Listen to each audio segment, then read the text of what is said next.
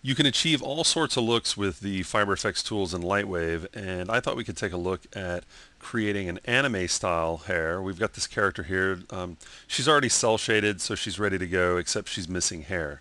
So I thought we could take a look at putting some hair on, but not realistic looking hair, doing anime style hair that's toon shaded. So I'm going to go ahead and close this down. And the first thing I'm going to do, instead of diving right into FiberFX, is I'm going to clone this object. So I have it selected, clone, OK. And for that clone, I'm going to change some of the properties. So I'm going to go to Object Properties. And for render, I'm going to change the settings. I'm going to have unseen by rays, unseen by camera, and turn off the cast shadow, receive shadow, and self shadow. I don't want this to actually render. We're just going to use it to place the hair. I'm going to go over to the Geometry tab, and for the subpatch level, I'm going to set it to 1 and 1. What this is going to do is this is going to lower the amount of geometry that's there. That's going to give us finer control over the size of clumps that we can use to make the spiky hair.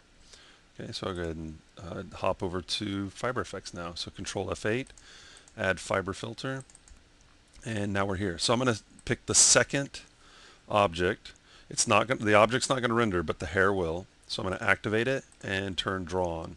I'm going to choose the hair surface so that we can just put hair where we want it. Okay, and then I'm just going to go and start changing some of the settings. I'm going to want more than 40%. I usually try and start off low, and if I need to go higher, I will. So I'm just going to raise it to 50. I don't want any kink because I want really straight hair for this. So I'll go 0 on kink. I don't want any stray hairs because they're all going to come to a point. And random length 0.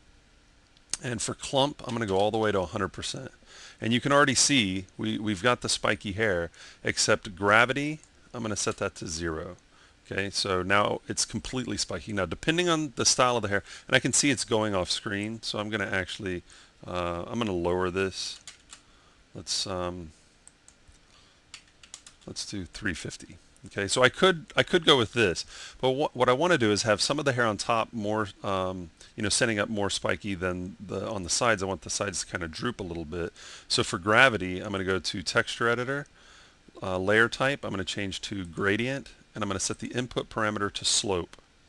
I want to go 0, so 0 gravity up top, and then I'm going to go. Let's do 200 gravity as it gets away from the top, and let's see what happens when we refresh that. Yeah, see, so we've got these sticking up, but then they start to droop on the sides as it gets away, with the slope. So we've got 0 up here and 1 here, or 100% there. Okay, so we're almost there, except we need to change some more parameters. That's placed our hair, and it's given us the shape that we want. But I'm going to come over to color, and for color mode, I'm going to pick the color I want, and it's the chance to have blue hair. Anime gives you that ability.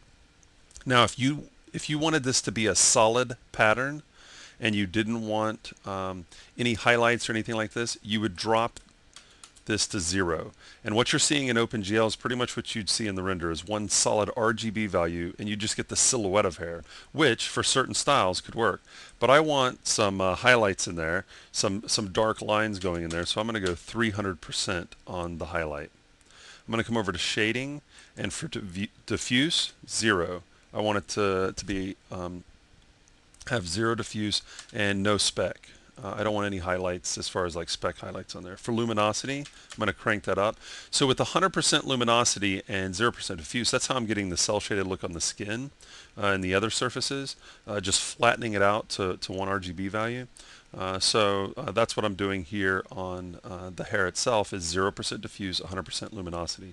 For tip transparency, I want that to be set at 0 because I'd like it to all the ends to come to a point and have no feathery look. No, I don't want the tip to be 100% and then fade to nothing. So I just want it to come to a point. And then this is a nice one. If we come over to shadows and we turn these to 0, self shadow and cast shadow, not only will it speed up render time, but it's going to help give us the look. We don't need them to the fibers to cast shadows on themselves. Okay, so let's take a look at what we have here and see what our render looks like. And there we go. In 5.7 seconds, we have a full set of anime hair. Now you can play with the settings. You can add things like swirl and throw some bump in there, and you can start waving this around so that they don't have to just be straight spikes coming out. I've got some interesting looks by playing with some of the other attributes of swirling it around. But this is just a quick look at how we can go about setting up anime hair using the FiberFX tools in LightWave. I want to just remind you that if you want larger spikes, you're going to want to change the geometry that the hair is growing out of. That's why I lowered the sub D amount. If you want lots of small spikes, then go with the original mesh, and you've got a denser mesh with a sub patch of 3, and so you're going to get smaller spikes. If you want even smaller, then up your sub patch level, and you'll have that. So again, just a quick look at anime hair in LightWave using FiberFX.